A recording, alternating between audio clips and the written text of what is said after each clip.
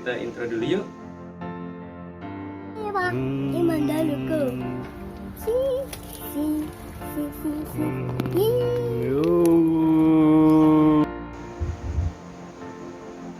Bismillahirrahmanirrahim.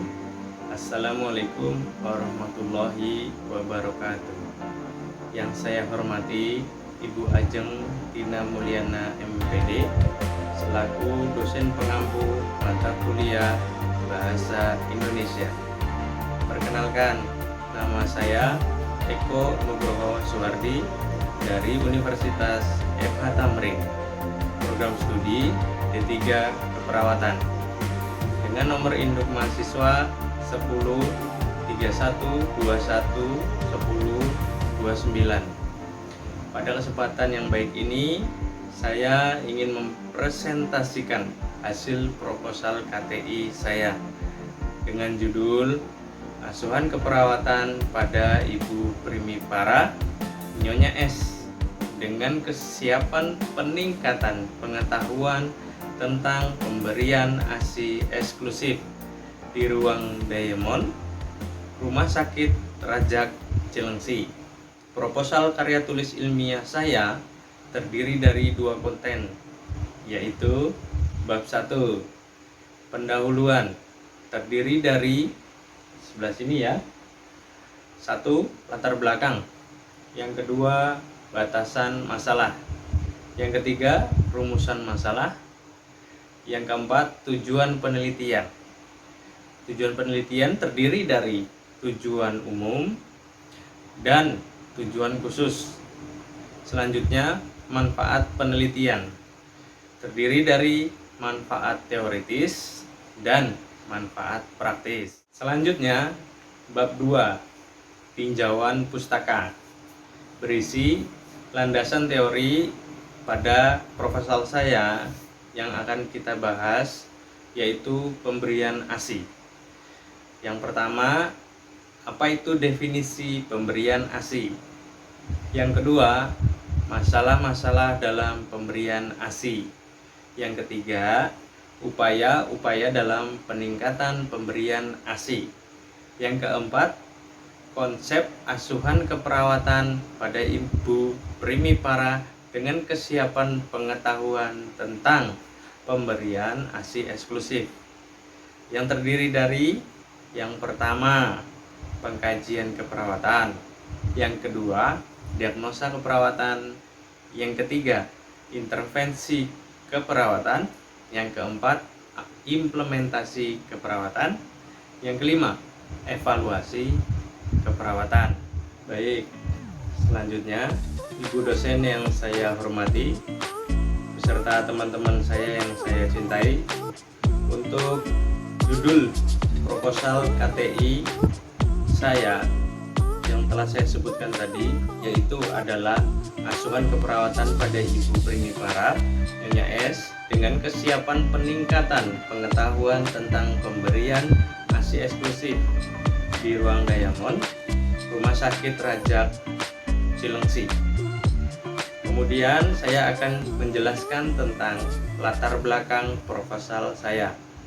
Masa nifas merupakan masa setelah persalinan, yaitu terhitung dari keluarnya plasenta dari tubuh ibu.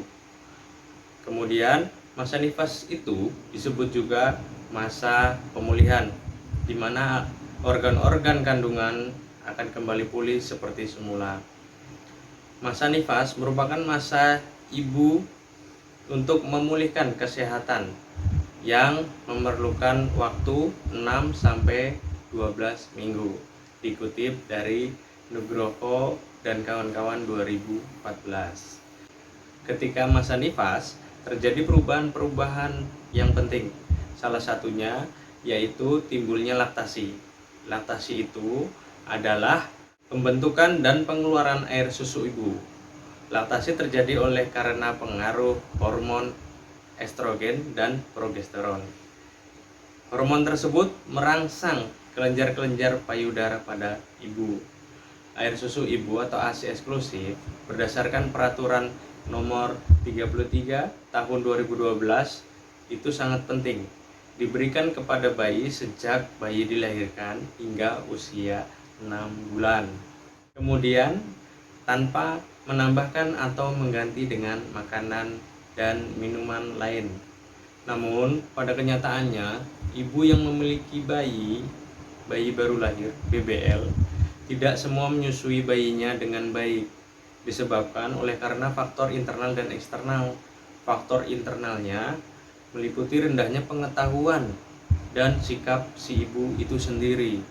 Sedangkan faktor eksternalnya meliputi kekurangan atau kurangnya dukungan keluarga, masyarakat, petugas kesehatan maupun pemerintah, dan gencarnya susu formula. Dikutip dari Hanifah, Astuti, dan Susanti tahun 2017.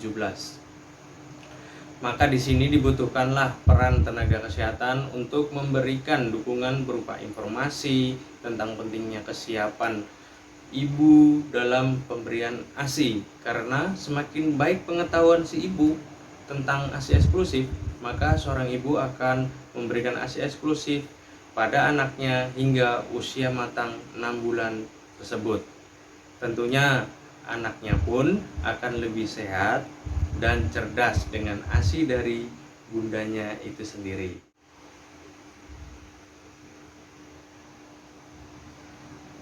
Selanjutnya, batasan masalah proposal karya tulis ilmiah saya, yaitu dibatasi pada asuhan keperawatan pasien primipara dengan kesiapan peningkatan pengetahuan tentang pemberian ASI eksklusif.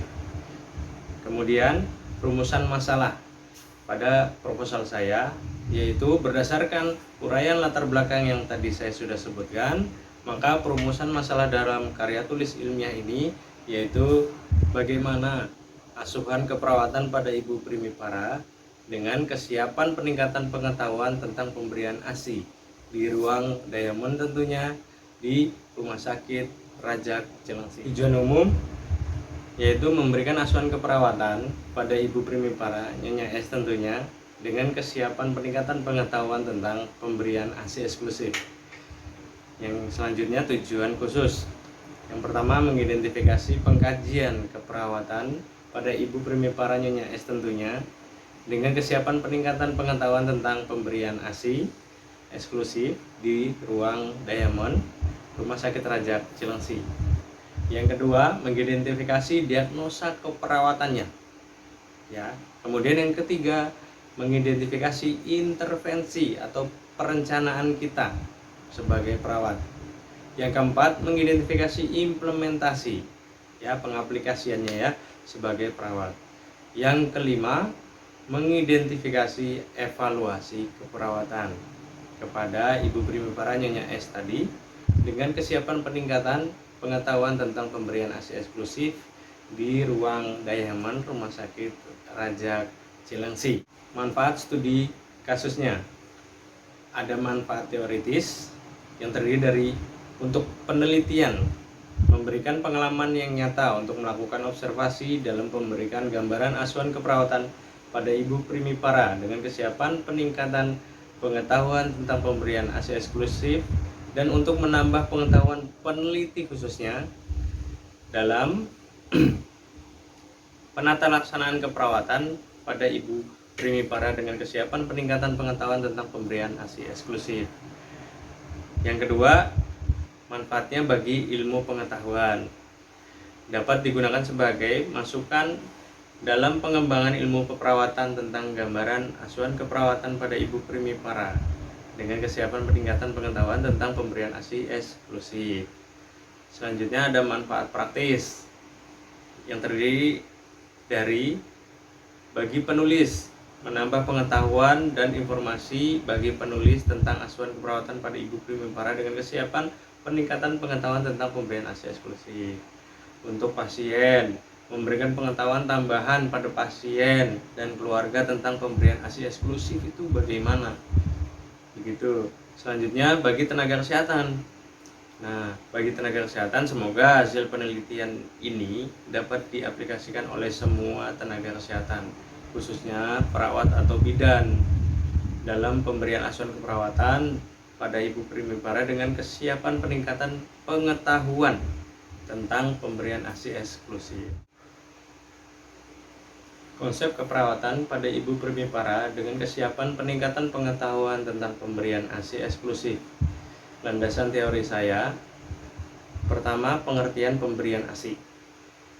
Pemberian ASI atau air susu ibu secara eksklusif berdasarkan peraturan pemerintah nomor 33 tahun 2012, yaitu ASI yang diberikan kepada bayi sejak dia lahir selama 6 bulan tanpa menambahkan atau mengganti dengan makanan dan minuman lain kecuali obat, vitamin, dan mineral. Yang kedua, masalah dalam pemberian ASI. Apa ya masalahnya? Dalam pemberian ASI ada hal-hal yang menjadi faktor penghambat kelancaran pemberian ASI, yaitu puting susunya terbenam, invertin ya. Puting susunya lecet, radang payudaranya bengkak karena kepenuhan ASI. Kemudian sindrom ASI kurang, ibu sibuk bekerja, kurang atau salahnya pemberian informasi yang didapat. Ya, dikutip dari Nugroho dan kawan-kawan tahun 2014. Selanjutnya, upaya peningkatan pengetahuan tentang pemberian ASI.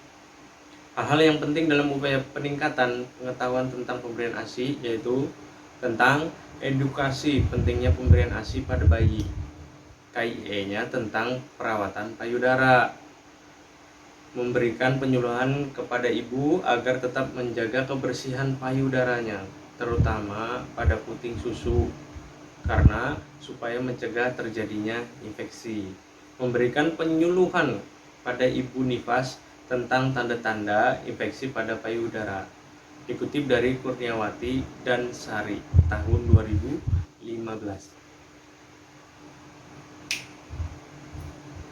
Konsep ASKEP atau asuhan keperawatan pada ibu primipara dengan kesiapan peningkatan pengetahuannya tentang pemberian ASI. Yang pertama, tentunya pengkajian keperawatan. Pengkajian keperawatan yaitu adalah proses pengumpulan data secara sistematis serta bertujuan untuk menentukan status kesehatan dan fungsional serta untuk menentukan pola respon pasien atau klien pada saat ini dan waktu sebelumnya. Dikutip dari Potter dan Perry tahun 2009. Nomor 2, diagnosa keperawatan.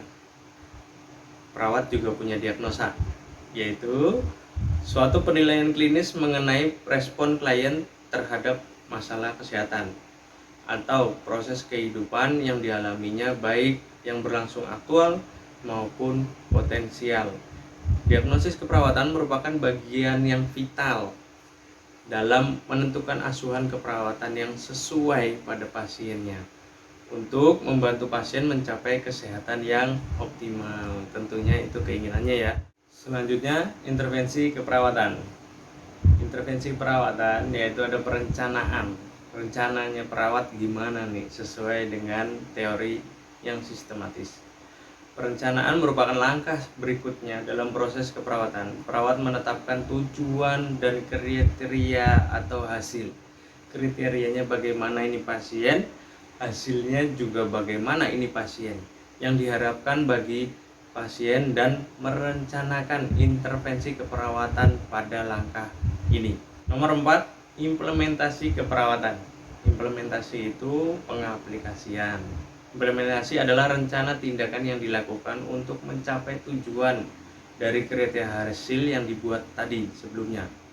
Ya, tahap pelaksanaan dilakukan setelah rencana tindakan disusun, intervensi disusun, setelah itu bikin implementasinya. Ini membantu pasien mencapai tujuan dan kriteria hasil yang dibuat sesuai dengan masalah yang pasien hadapi.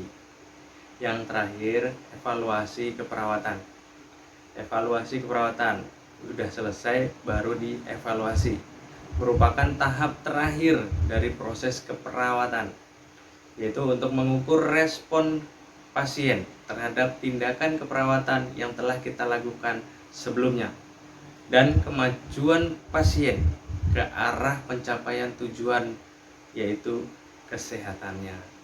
Ya, dikutip dari Potter dan Perry tahun 2006.